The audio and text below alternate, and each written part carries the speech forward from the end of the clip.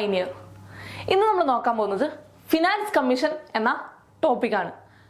Finance കമ്മീഷന്റെ ഇന്ത്യയിലുള്ള role, അതുപോലെ തന്നെ ഫിനാൻസ് കമ്മീഷനെ കുറിച്ചുള്ള ഡീറ്റെയിൽസ് ആണ് നമ്മൾ നോക്കാൻ പോകുന്നത്. നമുക്ക് നോക്കാം. The finance commission is the balancing wheel of fiscal federalism in India. Indian കോൺസ്റ്റിറ്റ്യൂഷനിൽ ഫിനാൻസ് കമ്മീഷനെ കുറിച്ച് പറഞ്ഞിരിക്കുന്ന ഒരു ഡെഫിനിഷൻ ആണ് ഇത്. ആർട്ടിക്കിൾ 280, ആർട്ടിക്കിൾ 280 ഫിനാൻസ് കമ്മീഷനെ കുറിച്ച് ഇന്ത്യൻ കോൺസ്റ്റിറ്റ്യൂഷനിൽ പ്രതിപാദിക്കുന്നത്. Constitution of finance commission as quasi judicial body. Quasi judicial body അഥവാ സെമി ജുഡീഷ്യൽ ബോഡി. ഫിനാൻസുമായിട്ട് റിലേറ്റഡ് ആയിട്ടുള്ള കേസുകൾ എടുക്കാനുള്ള, സിവിൽ കേസുകൾ എടുക്കാനുള്ള അധികാരം ഫിനാൻസ് കമ്മീഷൻ നൽകുന്നതാണ് ഏത്? ക്വാസി ജുഡീഷ്യൽ ബോഡി എന്ന term. It constituted by the president of India. Indian president ആണ് ഫിനാൻസ് കമ്മീഷനെ നിയമിക്കുന്നത്. പ്രസിഡന്റ് ആണ് ഫിനാൻസ് കമ്മീഷനെ നിയമിക്കുന്നത്. മെമ്പേഴ്സ്, ഫിനാൻസ് കമ്മീഷനിലെ മെമ്പേഴ്സ് ആണ് ചെയർമാൻ, അതുപോലെ തന്നെ 4 മെമ്പേഴ്സും. ചെയർമാനും 4 മെമ്പേഴ്സും അടങ്ങിയതാണ് ഫിനാൻസ് കമ്മീഷൻ. ടോട്ടൽ എത്ര പേരാണ്? 5 മെമ്പേഴ്സിന്റെ ഒരു ഗ്രൂപ്പാണ് ഇത് ഫിനാൻസ് കമ്മീഷൻ എന്ന് പറഞ്ഞിട്ടുണ്ടെങ്കിൽ. ഫിനാൻസ് കമ്മീഷനെ അപ്പോയിന്റ് ചെയ്യുന്നത് ആരാണ്? പ്രസിഡന്റ് ആണ് അപ്പോയിന്റ് ചെയ്യുന്നത് നമ്മൾ പറഞ്ഞു. ഫിനാൻസ് കമ്മീഷനെ പിരിച്ചുവിടാനുള്ള അധികാരവും ആർക്കാണ്? പ്രസിഡന്റിനാണ് നൽകപ്പെട്ടിട്ടുള്ളത്. ഫിനാൻസ് കമ്മീഷന്റെ കാലാവധി എത്ര വർഷമാണ്? ഫിനാൻസ് കമ്മീഷന്റെ കാലാവധി എത്ര വർഷമാണ്? 5 വർഷമാണ് ഫിനാൻസ് കമ്മീഷന്റെ കാലാവധിയായിട്ട് വരുന്നത്. 5 വർഷം, 5 years ആണ് ഫിനാൻസ് കമ്മീഷന്റെ കാലാവധിയായിട്ട് വരുന്നത്. നെക്സ്റ്റ് നമ്മൾ നോക്കുകയാണെങ്കിൽ ഫസ്റ്റ് ഫിനാൻസ്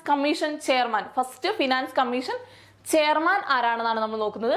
KC നിയോഗിയാണ് ഫസ്റ്റ് ഫിനാൻസ് കമ്മീഷൻ ചെയർമാൻ. വിവിധ എക്സാമുകളിലായിട്ട് റിപ്പീറ്റഡ് ആയിട്ട് വന്നിട്ടുള്ള ഒരു ക്വസ്റ്റ്യൻ ആണ് ഫസ്റ്റ് ഫിനാൻസ് കമ്മീഷൻ എന്ന ക്വസ്റ്റ്യൻ.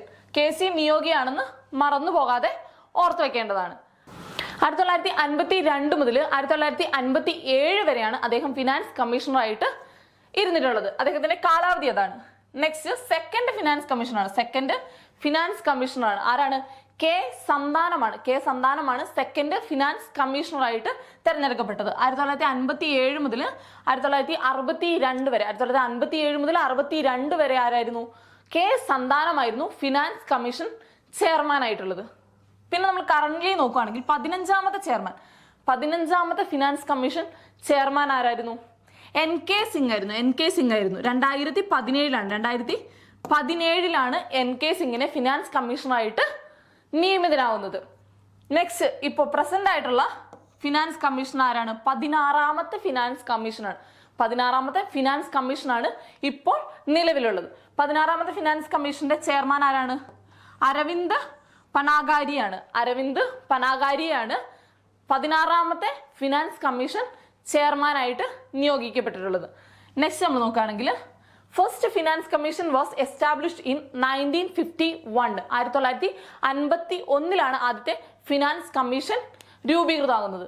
ഫസ്റ്റ് ഫിനാൻസ് കമ്മീഷൻ രൂപീകൃതമാകുന്നത് 1951. ഏത് ആക്ട് പ്രകാരമാണ്? ദ ഫിനാൻസ് കമ്മീഷൻ ആക്ട് 1951 പ്രകാരമാണ് ഫിനാൻസ് കമ്മീഷൻ ഇന്ത്യയിൽ രൂപീകൃതമാകുന്നത്. നെക്സ്റ്റ് നമ്മൾ സ്റ്റേറ്റ് ഫിനാൻസ് കമ്മീഷനെ കുറിച്ച് നോക്കുകയാണ്. State finance commission, central finance commission ഉള്ള പോലെ തന്നെ സ്റ്റേറ്റിന്റെ കാര്യങ്ങൾ നോക്കുന്ന സ്റ്റേറ്റ് ഫിനാൻസ് കമ്മീഷനും ഉണ്ട്. സ്റ്റേറ്റ് ഫിനാൻസ് കമ്മീഷനെ കുറിച്ച് പറഞ്ഞിരിക്കുന്ന ആർട്ടിക്കിൾ ഏതാണ്? 243I ആണ്. ആർട്ടിക്കിൾ 243I ആണ് സ്റ്റേറ്റ് ഫിനാൻസ് കമ്മീഷനെ കുറിച്ച് പറഞ്ഞിരിക്കുന്നത്. ആർട്ടിക്കിൾ 280 നമ്മൾ പറഞ്ഞു സെൻട്രൽ ഫിനാൻസ് കമ്മീഷനെ കുറിച്ച് പറഞ്ഞിരിക്കുന്നത്. അത് ഏത് പാർട്ടാണ്? കോൺസ്റ്റിറ്റ്യൂഷന്റെ ഏത് പാർട്ടിലാണ് സെൻട്രൽ ഫിനാൻസ് കമ്മീഷനെ കുറിച്ച് പറഞ്ഞിരിക്കുന്ന ആർട്ടിക്കിൾ 280 ഉള്ളത്?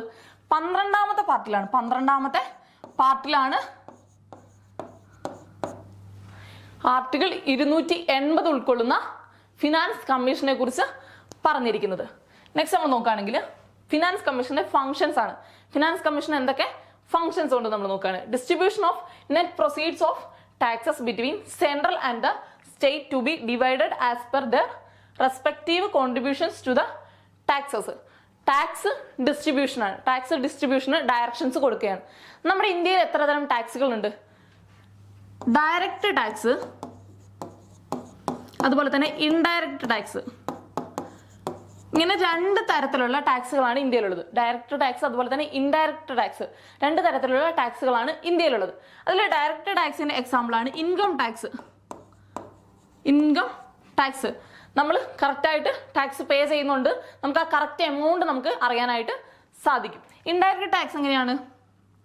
ജി എസ് ടി അതുപോലെ തന്നെ വാറ്റ് ഒക്കെ ഇൻഡയറക്റ്റ് ടാക്സിൽ പെടുന്നതാണ്. നമ്മളിപ്പോൾ ഒരു പ്രൊഡക്റ്റ് വാങ്ങുകയാണെങ്കിൽ അതിൽ GST ഇൻക്ലൂഡ് ചെയ്തിട്ടുള്ള ഒരു വാല്യൂ ആണ് നമ്മൾ പേ ചെയ്യുന്നത്. അതാണ് GST അതുപോലെ തന്നെ വാറ്റ് ഒക്കെ ഇൻഡയറക്റ്റ് ടാക്സ് ആണെന്ന് നമ്മൾ പറയുന്നത്.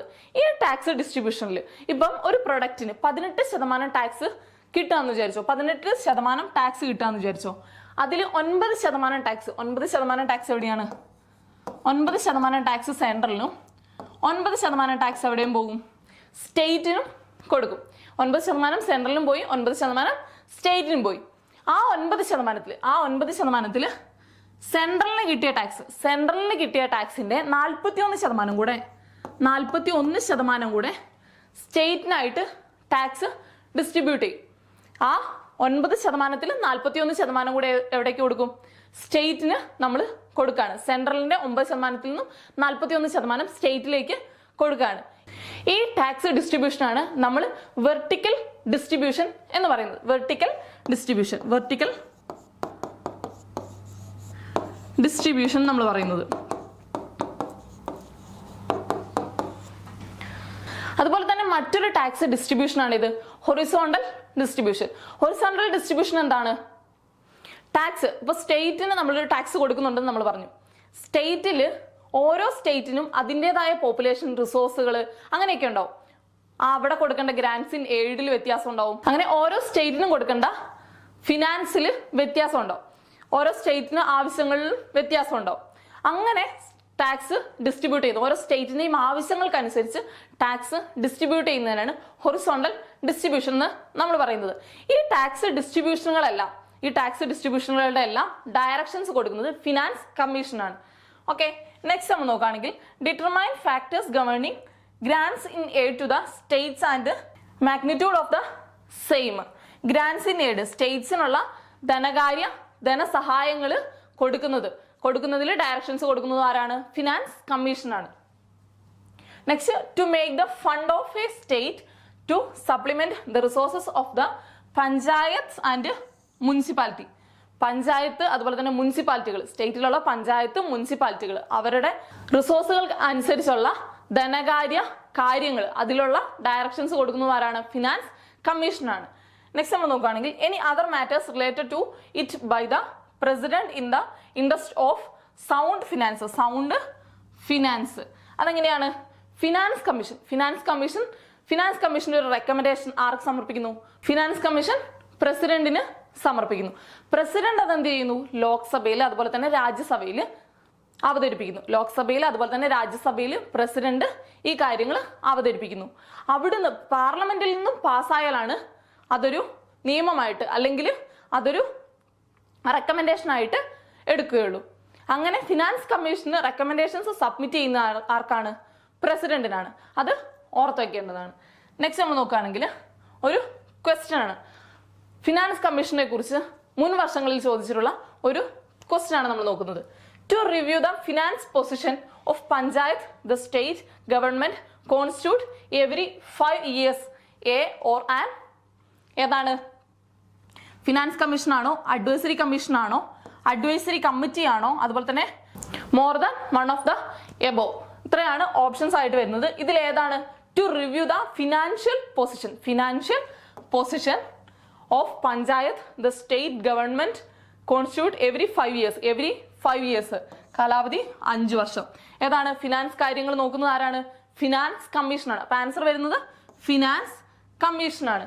നെക്സ്റ്റ് നമ്മൾ നോക്കുകയാണെങ്കിൽ അടുത്തൊരു ക്വസ്റ്റ്യൻ ആണ്.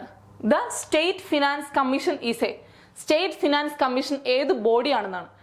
ലീഗൽ ബോഡിയാണോ, നോൺ സ്റ്റാറ്റ്യൂട്ടറി ബോഡിയാണോ, കോൺസ്റ്റിറ്റ്യൂഷണൽ ബോഡിയാണോ, നൺ ഓഫ് ദ എബോവ് ആണോ? ഇതിൽ ഏതാണ്? ഫിനാൻസ് കമ്മീഷൻ ഒരു കോൺസ്റ്റിറ്റ്യൂഷണൽ ബോഡിയാണ്. ഫിനാൻസ് കമ്മീഷൻ ഒരു കോൺസ്റ്റിറ്റ്യൂഷണൽ ബോഡിയാണ്.